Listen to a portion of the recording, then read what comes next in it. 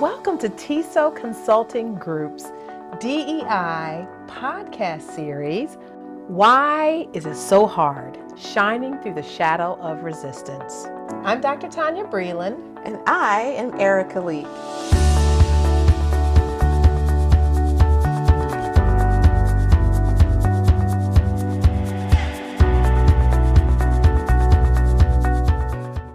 Welcome back. Welcome back, everybody. I'm Erika Leek. And I'm Dr. Tonya Breland. Thank you so much for joining us. This is our podcast, Why Is It So Hard? Shining Through the Shadows of Resistance.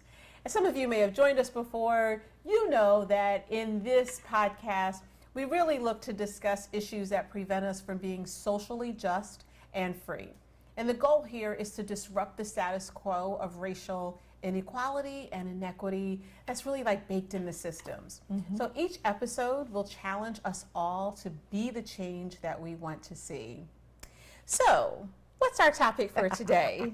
Well, our topic for today is affirmative action a thing of the past? That's a good question. You know, there's a lot happening right now in the area of affirmative action, and you know, there's a lot of, and I think there has been some divisiveness, but I think affirmative action is adding to this polarized society that we find ourselves living in. And so I guess we really need to wrestle with this. Like, is affirmative action a thing of the past? So when we say affirmative action, what do we actually mean? Well, we're looking at where organizations or institutions of higher learning and government agencies and other organizations have an obligation to ensure that they have diverse staff.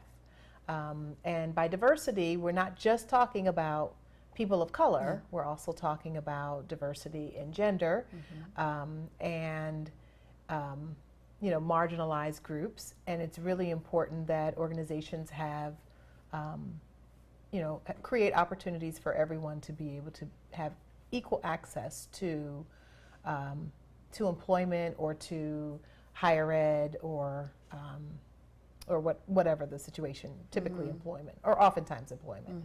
But we know that this issue of affirmative action tends to be an issue in the education space. And there are even some challenges going before the Supreme Court. And while I am not an expert by any means on affirmative action, and there's a lot that I can read about it, I know that it's an area of contention for a lot of folks. And there was one particular article that we looked at that was looking at a school in Virginia. It was a high school, but more like a not a private school, but like a special science school, like a magnet type of school. And there was a case that the school was looking to diversify the population of students that were accepted. They're highly selected in who they accept into their school, and they'd had somewhere like maybe upwards of like 70% Asian students. However, that did not reflect the diversity of the community, and so they were looking to change that and make it more equitable, if you will, and so that there's more proportionality. And so the many of the Asian families felt harmed that they, because that meant that less of their students were going to be selected because they were bringing in more Latino students, more black students, and more white students. In fact, there was a small percentage of white students that were attending the school as well. So, at this point, I guess the Court of Appeals that they went to basically is allowing them to be able to make that change. But it has caused quite a bit of controversy. And I know that in the Supreme Court, there are some higher ed issues with, a couple of universities specifically addressing whether or not affirmative action should still be in place in terms of who they accept into their university.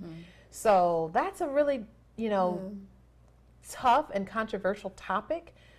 Oftentimes when Black people are in certain positions, especially positions of leadership, there's an assumption that they were just hired just because they were Black, Yes. rather than being hired because of the quality that they bring. And here's the thing, it's not supposed to be that, it's supposed to be that you're considering the individual, the diverse individual who has similar qualities and qualifications. So it's not that you're not supposed to, it's really tricky, in terms of how it's determined. And maybe it's not so tricky at all, but really ultimately there needs to be intentionality around the selection process. And so that gets to be really controversial, because there are those who believe that it's a form of reverse discrimination. Yes, sir. Others believe that it's not necessary at all. And even in the Black community, there's a divide about whether or not it should exist or not exist. So where do you find yourself lining up, or as you grapple with this whole concept? Yeah, so I think the challenge that I have is that in discussions around affirmative action, the assumption is that people who benefit from affirmative action are not qualified for whatever the space or the position is, right? Like, that's the assumption. So, and you hear it in comments like, we shouldn't use affirmative action. We should only, have people come in, based on, their qualifications. And to me, people who are qualified, who meet the criteria. And for me, that suggests, that assumes that, people who benefit from, an affirmative action policy are not necessarily as qualified, or they don't meet the criteria. I think that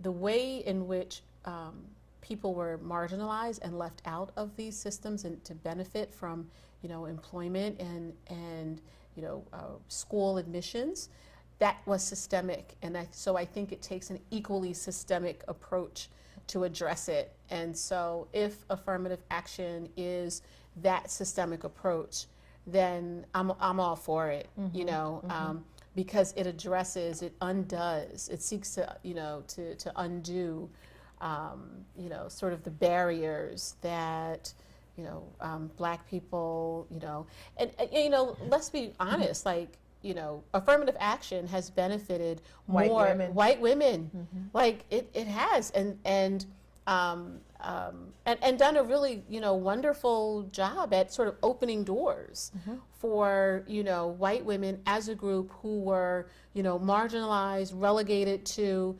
secretarial positions, or those kinds of, only so many, women at that kind of thing, in this institution. Like, so this isn't something that, Black people are saying we want. Like, what this says is everybody gets a shot. Like, everybody gets a shot. And so much so that we're going to make sure that, we have these spaces, or we have these opportunities so that everybody gets a shot. Right. And there's I think a stigma, though. Yeah. At least for Black people, there's a stigma around being hired or accepted. Yeah. Under the affirmative action policy, because of the assumption that you talked about. There's an assumption that they are not as qualified. Yeah. And so it's almost like, well, I don't want anybody to think, we've had these conversations, not you and I, but in the Black community, we've had conversations in the Black community about not wanting to be hired under affirmative action because of the stigma associated with it, where I don't know that white women who have benefited from affirmative action feel that same stigma. But as Black people, it's almost like we're being questioned automatically, for our competency and ability in certain positions or roles, or in the university even. Yes. We're being questioned, like, are you really smart? Are you really capable? Right. Are you really a leader? Are you really, qualified? Or are you just here because you're black? That's and they right. need to meet a quota. That's right. You know, that's the kind of stuff that we've heard that we want to run away from. That's right. You know, it's like the last thing I want is for you to think that I'm just another black face. That's right. You know, and it harkens back to something that you talked about in our very first podcast episode. You said your dad, you know, raised you and your siblings to really to work hard and to work doubly hard. Yeah. You know, do you remember talking about that? Yeah, my dad said that we had to work twice as hard in order to be considered half as good and to go half as far. And that really sort of instilled like that work ethic. But I think, you know, that idea that, oh, you're here, but you're here under a special program. Right, That right. absent of that program, you would not be qualified to be here. You know, that's the kind of, you know, we've heard the term black tax, right? Like, because it's so stressful. It's so stressful that you can't get in there and just do your job. Like, everybody else gets the benefit of the doubt that they know how to do this job. And so somehow you're, you know, as an African American, kind of, you know, there's this questioning about, you know, the extent to which you can do this job. Right. And, you know, that's frustrating. And you become isolated, you know, in that space. I mean, I have felt that. I've been in spaces where I'm the only black person doing this particular job. And, you know, there's a question like, one, are you qualified to be here? Can you do this job? And so there are just some hurdles that you have to, you know, kind of, you know, overcome. Yes. You know, Yes. in a way that others just don't have to. So, for instance, you know, when you're in a job and, you know, very much, you know, I'll speak as a teacher. A teacher's best resource is another teacher. But when you're the only black teacher in your department, so you're the only science teacher, only black science teacher in the science department, only black English teacher in the English department, like what happens is, and you're isolated, you miss out on the benefit of working with your colleagues. Because, you know, teachers share resources all the time, but if I'm not part of that group, then I don't get the benefit of those resources that you're sharing, right? And I've got to work harder. I've got to work harder than you're working in that teacher circle, right? Sure. Or in that engineering circle, or in that attorney circle, or whatever that is. And so, you know, very often in our professional work, you know, we really kind of thrive and we really benefit from the work of other professionals. But if you're not allowed in that circle, because you haven't proven yourself to not be here as an affirmative action hire, you know, you're very often isolated. Right. You right. know, and that can take a toll. And it makes me wonder, like, is there a happy medium? Like, you know, like, or do we just need to really evolve as a society where, you know, we are not, where we don't need to correct the system because the system is just fair and equitable, you know, and I think my answer would probably be that we need to evolve as a society, you know, because we need something like affirmative action, if it's not affirmative action, something like it, to continue to create and open doors of opportunity for folks who otherwise would not have those opportunities. Because let's face it, we know who's in power because we've talked about that in episodes before this one. We know that the people that are in power often are white males and seldom, you know, folks that look like us. Right. Yeah. And since that's the case, you know, and there often is an unconscious bias that we tend to flock to those who are most like us, and we hire folks who look most like us, which means if we don't look like someone or we don't know someone, we might otherwise not get That's right. considered That's right. for an opportunity. That's right. Simply because we don't fit the bill. Yeah. You know, we don't look like the ones who hold the positions before us or what have you. And so it's almost like, again, it goes back to what your father said, what I grew up hearing, which was very similar, was you've got to prove yourself. You know, so for example, when I interviewed to be a principal, I knew going in that it was a school that was in need of improvement. And so I knew that if I was going to go in and interview and be effective in this interview, I was going to probably have to do more than the average person who went in to interview. And so I knew the question was going to probably come up about what are you going to do about, student achievement. I knew that was going to come up in some form or fashion. So you know what I did? I created a 10-page PowerPoint. And when the question came up, I said, thank you so much for asking that question. I expected we were going to have some conversation about that. And I distributed copies around the table because it was a big group. It was like, I don't know, it's 7 to 10 people. I had 10 copies and I distributed to everyone sitting around that table. And I said, let's walk through this. So here's what I would do to address achievement. And I literally had a presentation that I walked through. I don't know, and I was told later that nobody had done that before me. No one else did that.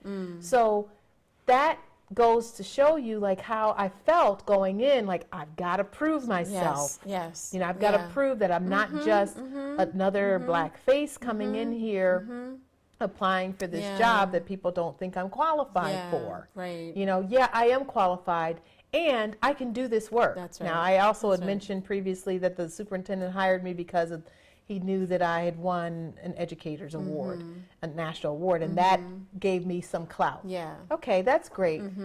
I'm fine with that. But I don't know if he would have considered me. Absolutely, outside a national of that. award. Yep. Yeah. It was like the national award gave me credibility as an educational leader. That you may not have had. That's it's funny. I was talking to a friend, and she was saying that she was on this hiring panel, and there was a diversity of people that came through, and on the panel there was some diversity there. And she said, one of the candidates was a black woman, and there were terms like not friendly, or she seems really aggressive, or like that kind of thing. I don't know if everybody would be, I don't know how people would feel about working for her. That was language that was not used for the other candidates, Fortunately, my friend who's African American kind of called them on it. It's like, whoa, I thought we were talking about qualifications because she's more than qualified than all these other, but it's like those kinds of experiences, I think continue to signal the need for affirmative action. Like we need it. Like as long as we are not going to give people the benefit of the doubt. People are left to their own devices. That's right. Right. That's right. Right.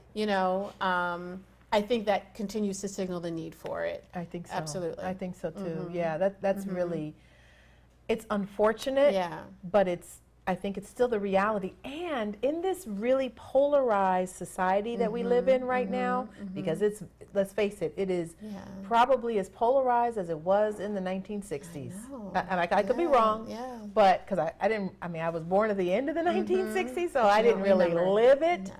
And at that point, I didn't know any of that. But just from what I've learned about those times, it feels like we have that kind of polarization in our society right now, which means that there are people who are taking sides, oftentimes based upon their race, and we still have a dominance of white leadership throughout this entire land, in major organizations all over the land. And so if that's the case, is there going to be a fair shot for, the young Latina woman, or that young black woman that comes in, or whomever? Like, is there going to be a fair shot for those individuals who are coming in looking for a position? And then in that article, we've got that other piece with the Asian population. And so, so like that one is even tougher to grapple with because, Asians are still considered minorities, although they're considered the model minority. In particular. And so it's like, so as they're grappling with trying to diversify, I'm not even sure how you solve this issue, because you're talking about, it's almost like one minority group against another minority group. That's right. Right. And this kind of, that continues to be the challenge, right? Like, because we haven't solved it. We haven't really addressed it effectively. So affirmative action, like what became law or policy, like in the late 60s, 70s? I think so. Yeah, I'd think so. have to Yeah. look that up. Yeah. And so think about it. So I think the intent probably of the people who wrote the law and supported it and were advocates of it was really that this would become a part of the system. Mm-hmm. So if we're going to maintain this system of education, of work, or that kind of thing, then affirmative action becomes a part of the system, so that we diversify it, people get more opportunities, but it never became a part of the system. And I think that's the challenge, right? It never became practice. It never became the intentional practice, right? So I think they thought that it would, though. I think they thought it would too. Yeah, I think they. I don't think that they imagined that we'd still be grappling with it in 2023. Yeah. Yeah. I don't think so either. Yeah. Do you think, what do you think about progress, if any, where we are right now? So I think there has been some progress, and I'm saying that haltingly because I think the data says otherwise in terms of like who's in charge and the diversity of that. But I feel like we start to see more diversity in leadership.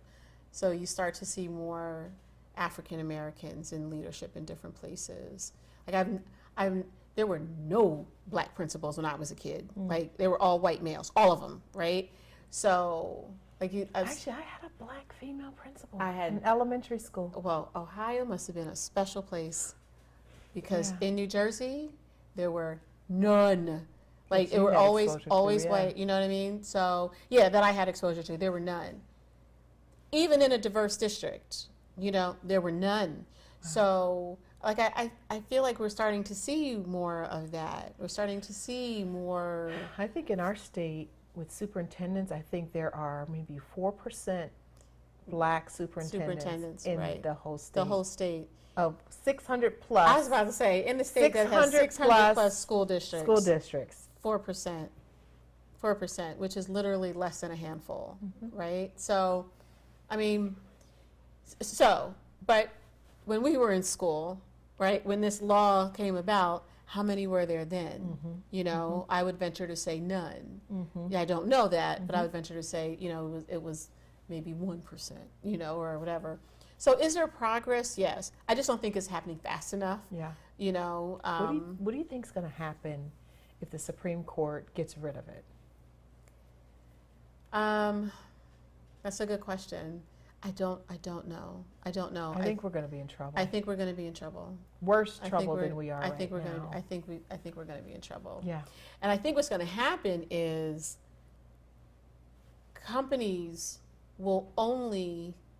those companies that hear from the public, hear from black people, Latino people, and Asian people that say, you don't have enough, African Americans or your staff and leadership is not diverse enough, then they'll do it, right? Because companies are pressure. Because they have pressure, and it will affect their bottom line. That's it will affect their bottom line. I think that's it. If the Supreme Court gets rid of it, I think that will be the only way that companies do anything. What do you think will happen at the university level? I think that, and obviously these are just the predominantly white institutions will become more predominantly white institutions. I do. I think they'll get whiter. Sadly, I sadly think that you're probably right. And I think that therein lies the danger. Therein lies the danger of removing a policy that is meant to create greater diversity. That's right. Because we still know that there are companies that will hire, but they're only hiring because they have That's to. right. That's right. That's right. Or it. colleges and universities are accepting because they have to. They have to. And sometimes they may not want to. I just wish that we were in a better place as a society. Yeah. You know? But I think society has to, one, like the numbers that we read around, in a previous episode, that we were, the predominantly white leadership and everything. I think people need to see that. I don't know that people see. I think people see. So very often companies put out their, Yes. like their we have a black. Yes. The marketing literature. Yes, and that shows diversity. But I think if people really knew the data, I think we have to just, and then also see, like, what's in it for me? So what's in it for me to be more diverse? Yes. Well, the bottom line is better. You have greater diversity of thought in your universities and in your, in your companies. Like, I think once people see that, I think they'll clamor for more diversity, but they don't see the benefit, because it's like very often all it is like, well, it looks like. Yeah. So Like I don't know what diverse. people are so upset about.